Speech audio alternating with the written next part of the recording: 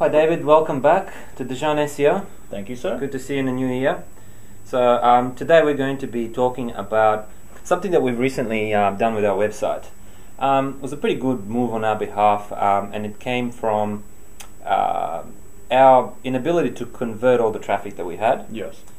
We needed to do something with our website to improve that.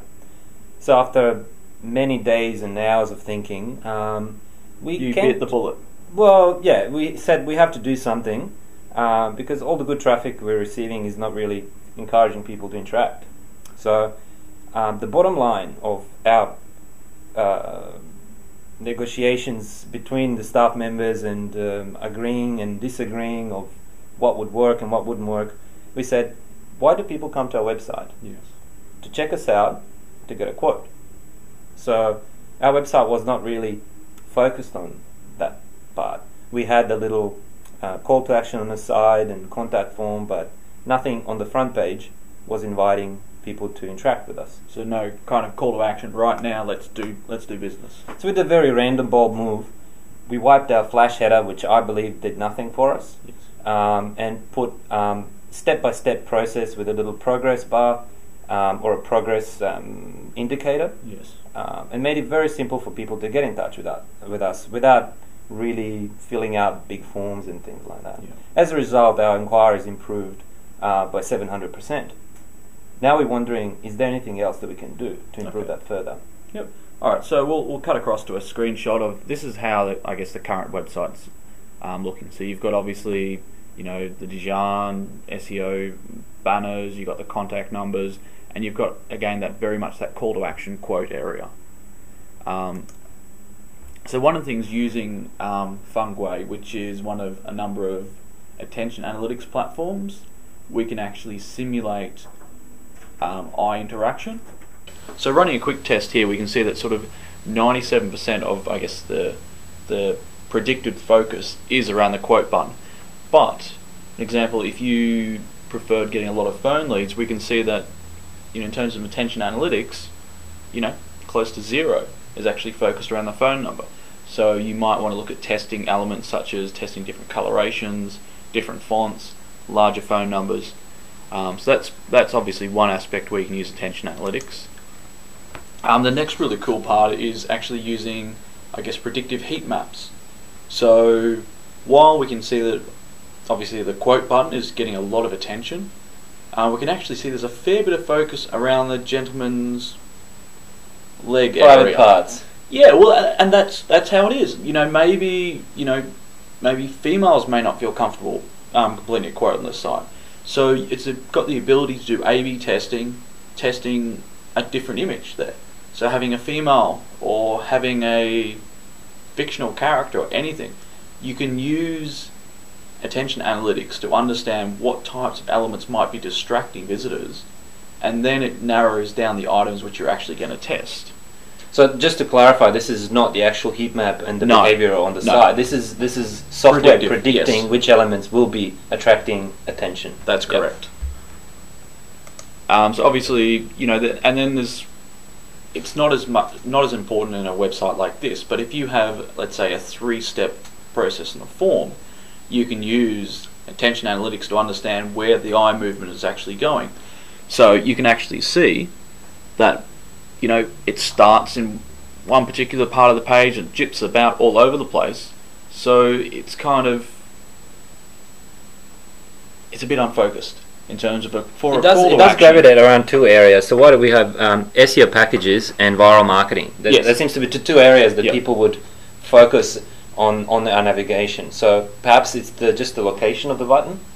Yeah, and these are things, as I said, it identifies what factors. So obviously it starts with the go button, then it goes to the crotch area, then it goes down to the graph area, back to the text, back to this, and it sort of ends up in the menu. So you've got to, and as I said, it's a little bit of a loss of focus. So you can look at elements, maybe make the go button bigger. So more attention is spent focusing on, the call to action. And this is obviously one of the other sort of benefits of using predictive analytics is you could show this information to your web designer and say, well, here's all the, areas that they're actually looking. This is quite an interesting feature, isn't it? It's like a keyhole. It really focuses on the areas that users actually see. So it kind of cuts out the rest. So in terms of, if you've got, where a lot of websites have, they have, I guess, heat maps in terms of where they click on particular parts for a sign-up form, you can actually notice that people aren't actually focusing on these particular areas.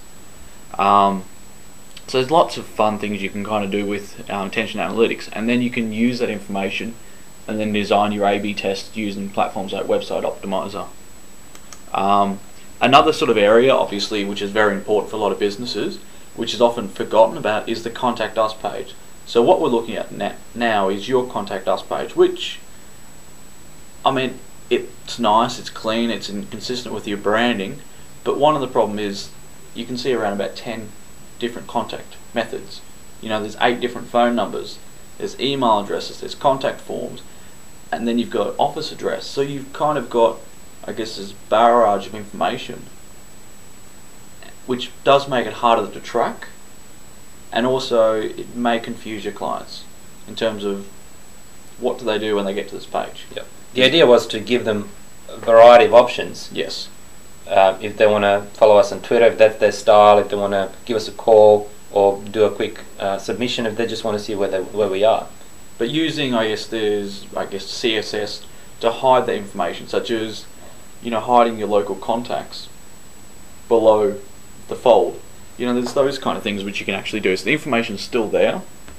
So if someone searches for DEJAN local contacts, Google will be able to show them the information, but a majority of the people don't have to see it.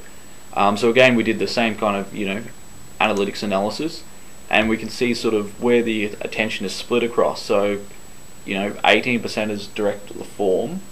You know, that's good. I'm glad that people are looking to form, but I would like them to focus more on that part. But the problem is there you can see, you know, 23% is looking around this office information. So in terms of, which is not really relevant considering our clients are in Sydney and Melbourne and yes, all around the world. And clients aren't typically going to visit you in person. It would be different if you're a doctor, and obviously you want a client to visit your premises. They want to know, you know, where you're located. So for, I guess, a local business where clients come to visit you in person, that's wonderful. But for yourself, you know, you can see that maybe we can hide that information or reduce it, or reduce the focus. And again, this is where the interesting part is. So using the heat maps, we can actually see that a majority of the focus is actually around the clients. There seems to be a lot of attention to that one banner in particular. Yes. Yeah. And this is key because you want people to contact yourself and talk about the clients. So one of the things which you see on a lot of websites, they've actually, inconsistent with their design, they've actually greyed out the client's logo and colours. So it's not, while it's still visible, it's not as, I guess, attention grabbing.